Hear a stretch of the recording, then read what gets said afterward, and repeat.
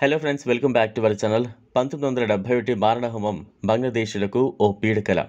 పాక్ సైనికుల పాశవిక దాడుల్లో లక్షలాది మంది ప్రాణాలు కోల్పోయారు. మరెంతో మంది మహిళలు అత్యాచారానికి గురయ్యారు.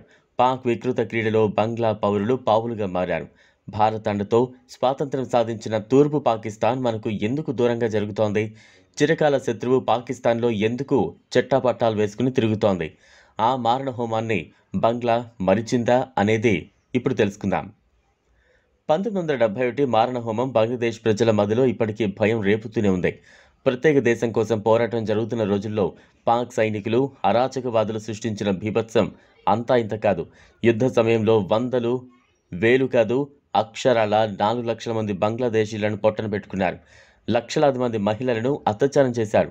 ఆ పైశాచిక పర్వానికి తలొంచిన వారు కొందరైతే మాన ప్రాణాలను రక్షించుకోవడానికి పొరుగు దేశం భారత్కు పారిపోయిన వారు మరికొందరు. ఆ తర్వాత భారత సైన్యం అండతో 1971లో తూర్పు పాకిస్తాన్ బంగ్లాదేశ్ అవతరించింది.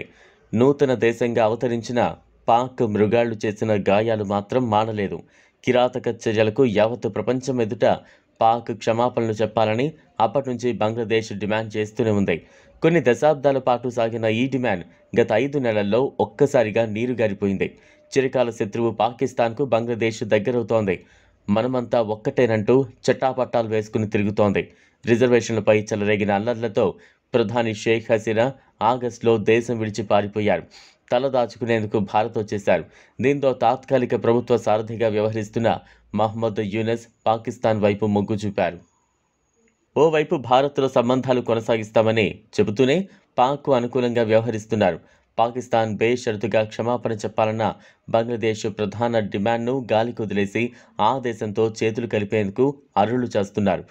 చారిత్రక సంస్థలను పక్కన పెట్టి నూతన సంబంధాలను మెరుగుపరుచుకోవాలని పిలుపునిచ్చారు. ఈ క్రమంలో ఆయనపై వ్యతిరేకత కూడా వ్యక్తమవుతోంది. 4 లక్షల కుటుంబాలను అనాథలను చేసిన శత్రువుతో చేతులు కలుపుతారా? దేశానికి జరిగిన అన్యాయాన్ని యుఎస్ మరిచారా, యూనస్ మరిచారా అంటూ పలువురు విమర్శలు గుప్పిస్తున్నారు. బంగ్లాదేశ్ విముక్తి కోసం పోరాటం జరుగుతున్న రోజుల్లో పాక్కు అనుకూలంగా ఉన్న వర్గం కూడా ఉండేది. భారత సాయంతో బంగ్లాదేశ్ స్వాతంత్ర్యం సాధించిన తర్వాత ఆ వర్గం భారత్కు వ్యతిరేకంగా మారింది. ప్రస్తుతం ఆ వర్గం నేతలంతా పాక్కు మద్దతు పలికారు. ఆ వర్గానికి చెందిన వారే ప్రస్తుత తాత్కాలిక ప్రభుత్వ సారథిగా ఉన్న మహమ్మద్ యూనస్. దీంతో తాను అధికారం చేపట్టినప్పటి నుంచి పాకిస్తాన్కు అనుకూలంగా వ్యవహరిస్తూ వస్తున్నారు. గత వారం ఈజిప్ట్లోని కైరోలో జరిగిన D8 దేశాల సదస్సుకు మహమ్మద్ యూనస్, పాకిస్తాన్ ప్రధాని షెహబాజ్ షరీఫ్ హాజరయ్యారు. ఇరు దేశాల మధ్య సంబంధాలను బలోపేతం చేసుకోవాలని ఇరువురు నేతలు నిర్ణయించారు.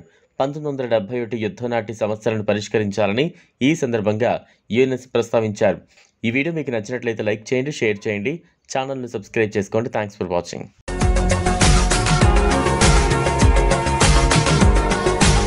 మరిన్ని అప్డేట్స్ కోసం మా ఛానల్ని సబ్స్క్రైబ్ చేయండి.